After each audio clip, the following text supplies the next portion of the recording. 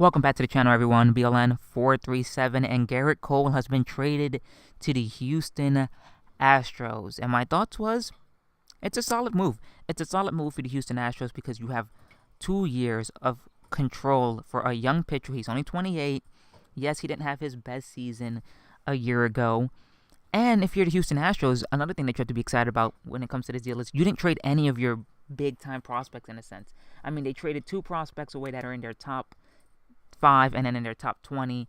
That being, I believe the guy was Colin Moran, I believe it is. He was their number 5 prospect. He's now Pittsburgh's number 4 prospect. And the other prospect that they got was outfielder Jason Martin, who was Houston's 15th prospect in their prospect list. He was number 15 on it. He's now 18th on the Pirates list. So they got decent talent back, but they didn't get the type of talent back that I'm assuming the Pirates wanted, because when you saw what the Pirates wanted from the Yankees, they wanted an Aguilar, they wanted a Gleyber Torres. They didn't really want Clint Frazier. And maybe they weren't sold on Clint Frazier. And I know that there's some people that aren't sold on Clint Frazier. I am. I think he's going to be a good player. I think the reason why the Yankees just need to get rid of him is because there's no room for him out in the outfield, especially with Jacoby Ellsbury not wanting to leave New York. But that's not the point. The point was that they didn't have to give up much, at least when it comes to talent-wise, at least young talent-wise, farm system-wise, in this deal. And that's great. Now, I know for some people, they don't really care for Gerrit Cole. They think he's average at best. Some people don't even think that he can be an elite number 1 guy. And I don't know where I am on Gerrit Cole. I have watched a lot of his games, and I have followed his career closely. He was drafted number 1 overall by the Pittsburgh Pirates, and I believe in 2011 or 2012. And his first year when he debuted in the bigs, which was 2013, he was solid. He was, I think, 10-7 with a 3.22 ERA, and I think it was 19 starts. That he had pitched, and he threw 117 innings. He was solid. And then the following year, he pitched in 22 games, I believe it was. He went 138 innings. He was 11-5 with a 3.65. And then he had his career best in 2015, which is what a lot of people thought he could be, and a lot of people think he can be, which is, I think, 19-8, and then it was a 2.60 ERA. So he was an all-star that year. He went 200-plus innings. I believe it was 200 and maybe 8 or 10. So I'm not going to even say 200-plus. He pretty much hit 200. And then he threw less innings, I believe, the previous season because he was injured. And then in 2017, he went back to 200 innings. But the thing about the thing that really hurt the Pirates when it came to his value is it's due to the fact that he didn't have a great 2017, and I think a lot of people are looking at his 2017 season, and they're kind of alarmed by 2 things. The walk rate definitely went up. I think it was he gave up 36 walks in 2016. He gave up 55 walks in 2017. He gave up 31 home runs. He only gave up 7 the previous season in 2016. And he just didn't seem right. He was getting knocked around a bit. It obviously is his pretty much it was his worst season in his career. Some people attribute that to he didn't want to play for Pittsburgh anymore. He kind of gave up on the organization. He kind of just needed a fresh start. They didn't want to pay him in arbitration. That really set him off. And I understand that. But the one thing that I tell people on Twitter, and I've been telling people in general, that shouldn't stop you from being great. Like if you want to get paid, and you want to be considered the elite of the elite when it comes to at least your position, which is being a starting pitcher, why are you giving up mid-season? That's a bad thing for me. So for a lot of people who said that he gave up, I don't know if he necessarily gave up or he just didn't care about pitching for Pittsburgh and all this other stuff about arbitration or whatever. I just think that what happened was that you have to look at his stuff. His stuff is electric. Yes, he has a 95, 97 mile an hour fastball, great slider, good curveball, has a sinker, has a changeup, and he has electric stuff, yes. But the thing about his fastball, and this is the one thing that I say, fastball command and fastball movement in today's game is so important. Once the fastball goes, you tend to see pitchers have to reinvent themselves, and when they're reinventing themselves, they're not as good as they once were. And when they finally do reinvent themselves, they start to get a feel. You saw it with CC. CC took a couple of years, maybe even 3 years, I would say. Not 2, but 3 years to finally understand what he was and what he is as a pitcher and start to get hitters out. And I think that Cole is going to have the same issue, not because he's losing velocity, but because when you look at his fastball, he throws a lot of fastballs. That's one of the things that I was searching up when I looked at his numbers and I was looking at his statistics. And I'm sorry, guys, my radiator is going off. I don't understand why. It always goes off when I'm trying to do a video or trying to sleep. I really need to get a better place. But anyway, sorry if you guys can hear that in the background. But as I was saying, when you look at the pitches that he throws a lot of fastballs. And it's not due to the fact that he doesn't have good velocity on it. It's just that he has no movement on his fastball. I was looking at highlights of just him throwing his fastball. And it's just a straight fastball. It doesn't move. It doesn't have that late kind of like Dallas Keuchel movement that you guys saw in the postseason when he was pitching in Game 1, against the Yankees. And even in that wildcard game against the Yankees a few years back. He doesn't have that type of movement on his fastball. He has good mileage on it. He just doesn't have the good movement with it. Now, he has good movement on his slider, and he has good movement on his changeup and his curveball. And I think that if he could develop a two-seamer that has some movement and it's coming in at 95, maybe even a little lower than 95, like 94, 93, that's still decent, man. It's good enough to get hitters out, and when he needs to throw that fastball, he can throw it by guys.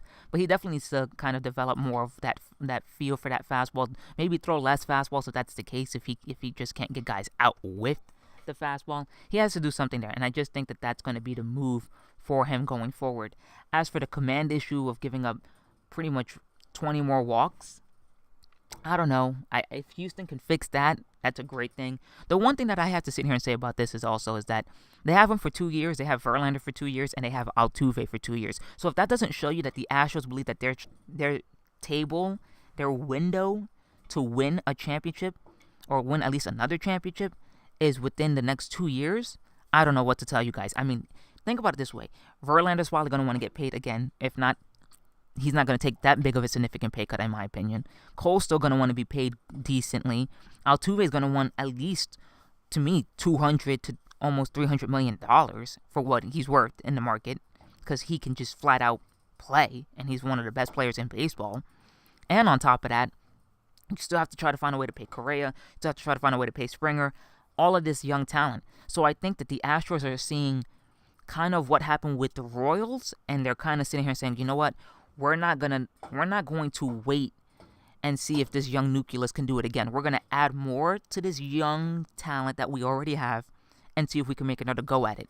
And then when it's time to break it down in 2 years, if we have to, then we will. And I think that's a good move. I don't think it's a bad move at all. Like I said, will Gerrit Cole be a huge addition? Yes, he is. Do I think he's going to give up 31 home runs? No. Another reason why I don't think he's going to give up 31 home runs, in my opinion, is because he's going to be playing in the American League West. And when you're playing at Oakland Coliseum and you're playing at Seiko Field for a good chunk of the season, you're not going to give up that many runs. Those are pitcher-friendly ballparks. Those are ballparks that are going to tend to be more on the friendlier side if you make a mistake. And there's a lot of foul territory in that place. There's just a lot of different things, at least when it comes to Oakland Coliseum. And then when it comes to Seiko Field, it's just a big ballpark in general. So I'm not really too worried about the home run power or the home runs that he gave up last season. I shouldn't say home run power because he didn't freaking hit. But I'm not worried about the home runs. I'm just worried about the command, in my opinion. I'm worried about the command, and I'm worrying about him developing his other pitches. And maybe the change of scenery is what he needs. Maybe a new pitching coach, just being around Charlie Morton, who he said is a big influence in his career. So I think it's a good move. I think the Astros made a great move. I think the fact that they didn't have to give up as much, and on top of that, they have him for 2 years of control along with Verlander, Altuve. It's great. It's a great move for the Astros. It's a great move to try to defend your championship, or at least win another championship if it's not this year, the following year, because you still have him and you still have Verlander. So I think it's a good move. And it's going to open up the free agent market. Now it's going to open up where Hugh's going to go.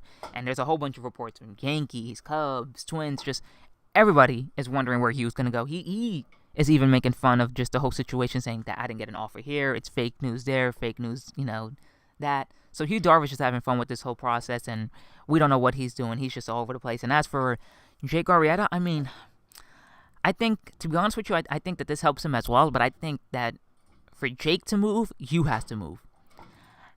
And then we're going to see where Jake lands. And me personally, I think he's going to go back to Chicago. I don't think that a lot of people want to take a chance on him. Now, if I'm the Dodgers, I would. But I'm not the Dodgers, so I don't know. And that's pretty much it. I mean, this has just been a really slow offseason, guys. That's all I can really say after this. It's just been a really slow. I mean, the Mets signed Jay Bruce. I thought that was a decent deal. I'm just gonna add my little 2 cents there. The Mets technically paid, and I was watching Giraffe Neck videos video on Jay Bruce. So check him out. He actually opened my eyes. I can't believe I didn't see this. The Mets technically paid Jay Bruce half of what Carlos Santana got paid by the Phillies.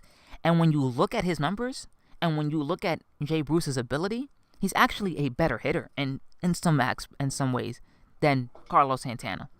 So I look at that and I'm saying, wow, you know what? The Mets did get a steal on that. Now they also signed Adrian Gonzalez. Now that's supposed to help with the Dominic Smith situation. We'll see how that goes. The Twins added Addison Reed. That's another good bullpen piece there to a bullpen that just got destroyed because they traded their bullpen away mid-season because they didn't think that they were going to be able to contend.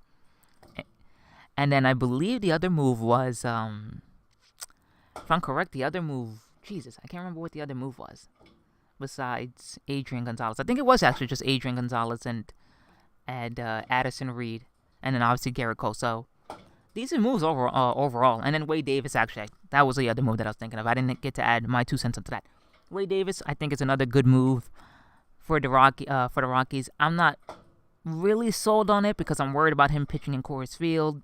He hasn't really pitched that many innings over the past couple of years. He labored a lot through the second half. He was getting hit hard in the second half. If you look at his second half numbers, the splits from the first half and the second half of the season, he was getting hit hard. So, I don't know. I don't know if that's going to be a good move or not. Time will tell whether that was a good move for the Rockies or not. Greg Holland's still out there. I think he's a good enough reliever to, take a chance on. He has postseason experience. Once again, Angels, sign him. I know that there's a lot of Angel fans that are like, our bullpen was was a big strength of ours last season, and that's fine. I get that. But let me ask you guys something. Do you guys want a random guy like Blake Parker closing a game for you, and at least a postseason game, maybe even a wild card game? Or do you want somebody who's been there, done that before, and Greg Holland? Me personally, I want Greg Holland. I want somebody who's been there, done that. Even if Greg Holland doesn't turn out to be exactly what people want him to be or what he used to be, at least you have a marquee name in there that can do the job, and he's solid. And that's my opinion on that. So that's it for this video, guys. If you guys like this video, make sure to leave a like down below. Comment as well. Let me know what you guys think about the off season so far. I know that it's been pretty slow. It's been dead. Once again, sorry for my freaking radiator. I don't understand why it went off while I was trying to make this video, which sucks. And I'll see you guys in the next video. And don't forget to subscribe later on, guys.